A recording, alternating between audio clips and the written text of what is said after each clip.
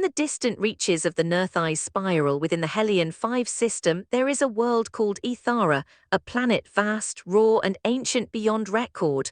This was the first recorded age of its people, era Sattva 1. The early Aetherans had grown weary of caves and wandering through dense jungles. They stepped into the open plains and established their first permanent settlement. Stone foundations replaced hollowed rock. Fire was no longer temporary, it was maintained. Food was stored, water was secured, families lived in proximity, order began. For the first time, survival was structured. The plains appeared generous, wide skies, open land, visibility against threats.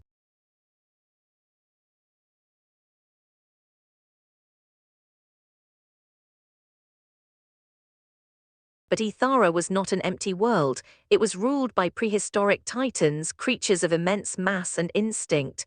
And when the earth began to shake beneath heavy strides, the Aetherans learned the defining reality of their planet. On Ethara, every settlement must be defended.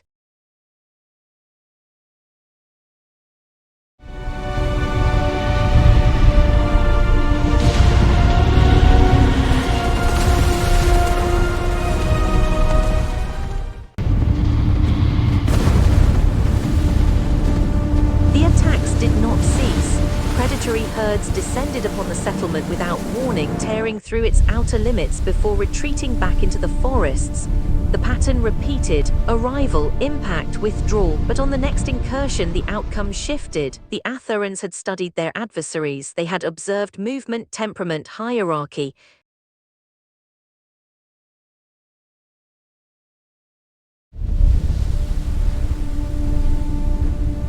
This time the village did not scatter. From within its perimeter emerged mounted figures, Aetherans riding trained dinosaurs.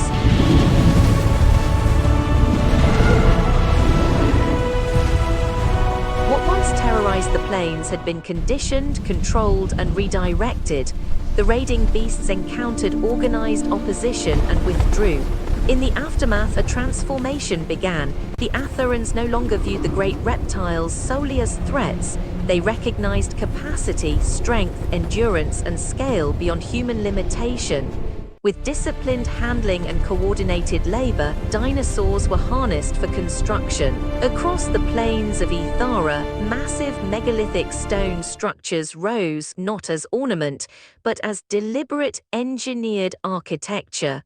The first civilization of Ethara had entered structural permanence.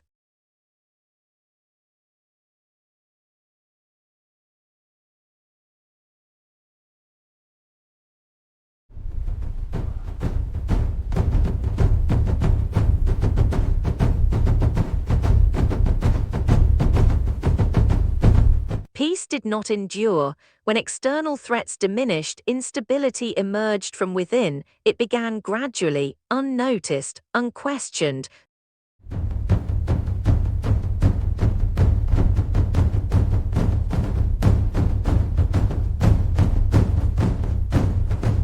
The ruling authorities redirected their strength inward. Wild animal populations were systematically hunted not for necessity but for trade. Markets were established for the sale of skins, bones, and meat. The dinosaurs, once regarded as defenders and labor partners, were reduced to controlled assets. Their status shifted from strategic allies to expendable property. Dissent was not tolerated.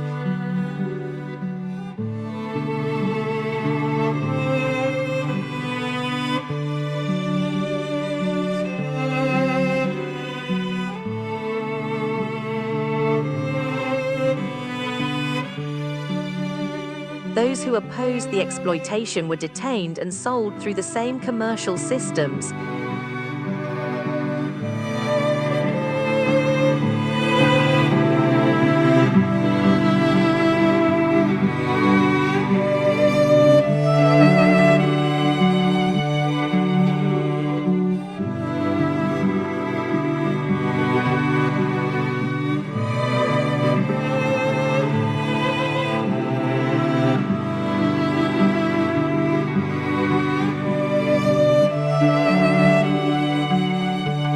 ecological balance deteriorated, vegetation declined, rainfall patterns destabilized, water sources diminished, a pathogen emerged amid the imbalance, the outbreak spread rapidly across the settlements, food systems collapsed, starvation followed infection. Nearly 80% of the Aetheran population was lost.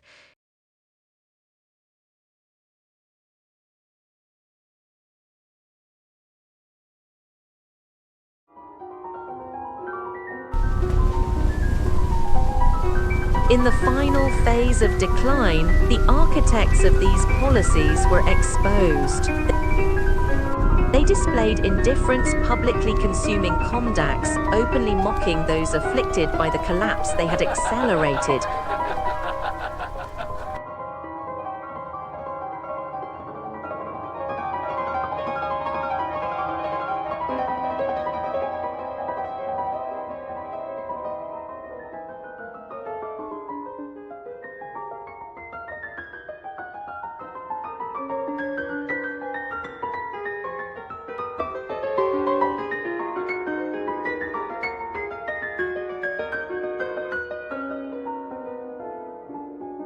Their survival was brief. The same conditions consumed them. When the last structures fell silent and human systems ceased, the plains of Ethara remained. Vegetation slowly returned, rain cycles reformed, soil regained fertility, civilization ended, the planet endured.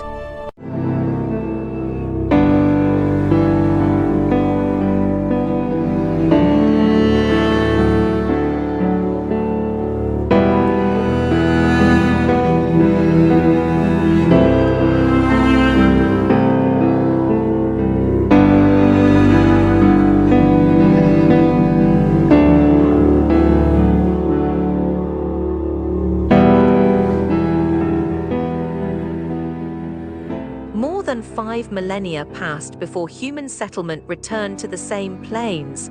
Time had erased the ruins, soil had regenerated, climate cycles had stabilized, nature had completed its correction, a new civilization emerged. Sattva Era 2. This was a post-Ice Age society. The environment was colder, the terrain altered, the megafauna different from the previous age.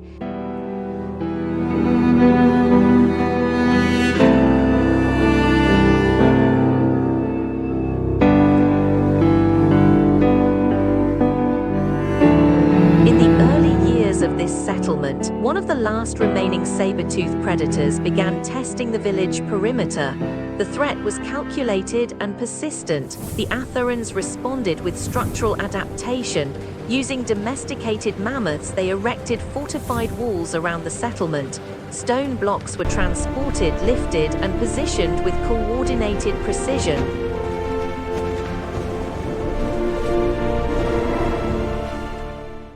On a subsequent incursion, the saber-tooth penetrated the outer boundary. It did not encounter unprepared villagers. 3 adult mammoths advanced in formation. Their combined mass and forward charge forced the predator into retreat. The saber-tooth withdrew from the plains and did not return. From that point forward, mammoths were not regarded solely as labor animals. They were strategic partners in settlement security and construction. With their strength, the Aetherans transitioned from defensive walls to large fortified complexes. Stone castles rose across the restored plains of Ethara. Civilization had re-entered an era of permanence once again. The ruler of the fortified settlement established formal decrees to protect the remaining wild species of the post-Ice Age world. The surviving megafauna were classified as endangered. Hunting restrictions were codified. For a period, coexistence was maintained. The beasts and the Aetherans occupied the plains under regulated boundaries. Stability appeared sustainable. It did not endure. Within 5 decades, succession altered policy. The new king's son, the crown prince, was attacked by a saber-tooth during a patrol beyond the outer perimeter. The event was interpreted as systemic failure. In response, the king issued an absolute directive, the extermination of all remaining wild predators.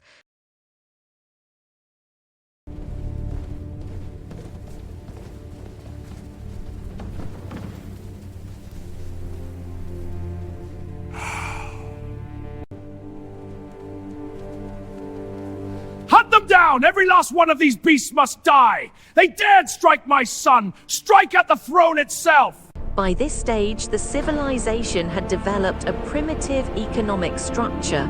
Coinage circulated, treasury accounting existed. The Royal Council warned that a continent-wide eradication campaign would deplete state reserves.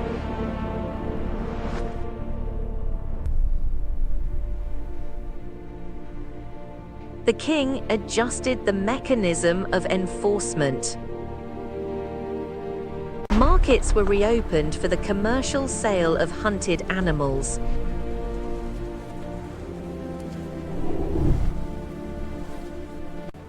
Fresh mammoth steaks, a steal at 3 silvers. Bit steep, how about 2? 2 and 6, best you'll find. Done, a fine cut. Giant sloth claws, tuck a steal. Skins, bone, and meat re-entered trade circulation. Through taxation of these markets, the extermination program would fund itself. The order stood. Compliance was not optional. The market did not remain limited to predators. Commercial hunting expanded without restriction. Any wild species of economic value was captured, traded, or slaughtered. The same animals that had once served as structural partners in the building of civilization were reduced to commodities. Mammoths, labor beasts, and transport animals entered the trade networks. They were processed for meat, hide, and bone.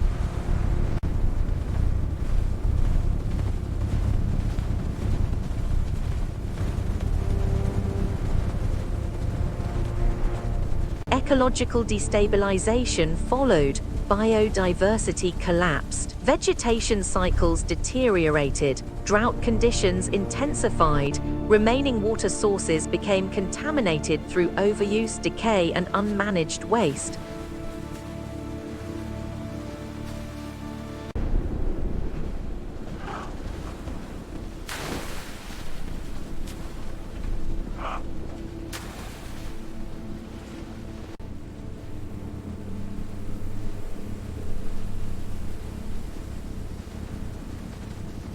A pathogen emerged within these conditions. The pandemic spread through the general population first. The subjects perished in large numbers. Administrative continuity fractured.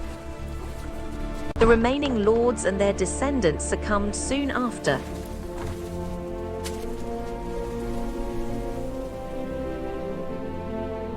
In the final phase, the royal lineage disappeared. Governance ceased.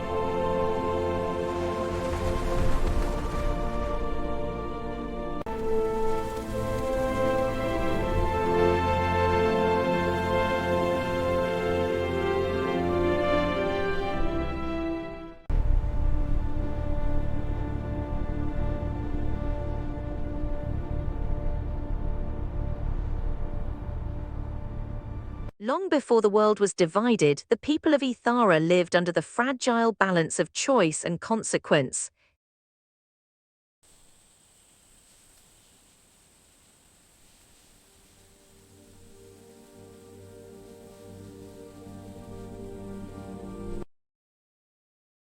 In this world, Sattva was the guiding principle of clarity, restraint, and discipline. It was the light of consciousness, the conscious refusal of destructive indulgence, the pursuit of knowledge, the cultivation of wisdom, and the protection of life itself. Those who supported Sattva, clarity, balance, and disciplined awareness were called Samvarans. They believed in order and conscious living. Later, they moved to a small town and named it Samvara, separating themselves to preserve their principles.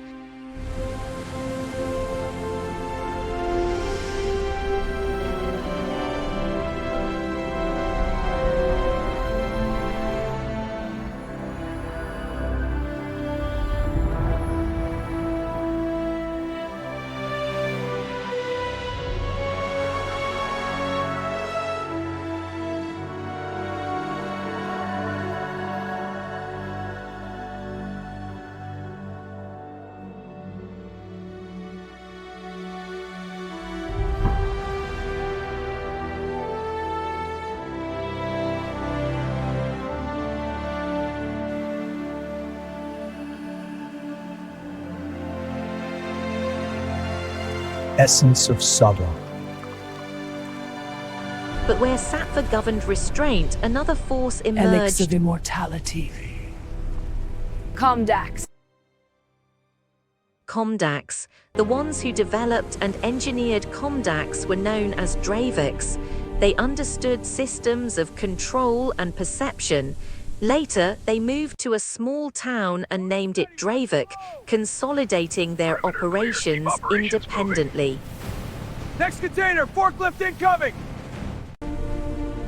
KOMDAX was not merely a substance, it was a system, a network of power, commerce, and influence built upon desire and dependence. It exploited weaknesses, turning addiction into control, pleasure into authority, and consumption into currency. KOMDAX reshaped civilization itself, rewriting morality, bending societies, and rewarding those willing to trade integrity for gain.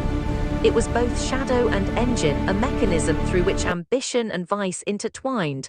Across Ethara, these forces collided.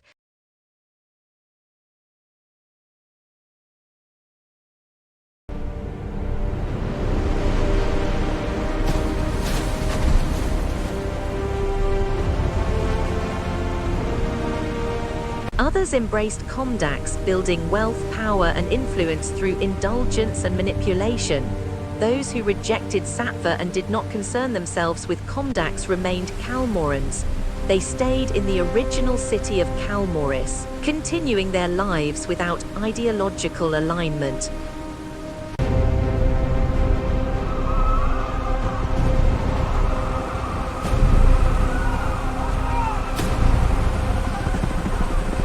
And then there were those who cared only for survival, willing to bend to whichever force offered the greatest advantage.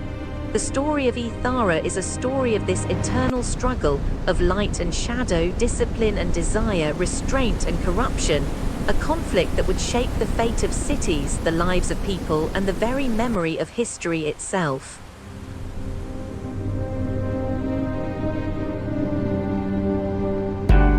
Rise up, thunderbolts, fist pound ground, hearts ignite, steel collides, wild cries ring, shadows move with hungry eyes.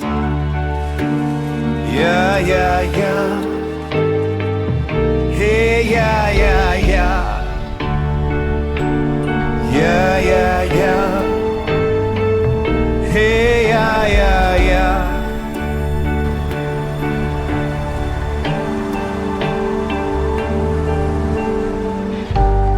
Barefoot, racing through the smoke, blood and earth beneath my skin. Drums command the fearless souls, every breath battle hymn. Holding strong, fire inside, beat of the wild in my veins. Rise up, thunderbolts, fist pound ground, hearts ignite, steel collides, wild cries ring, shadows move with hungry eyes. Yeah, yeah, yeah. Hey, yeah, yeah, yeah.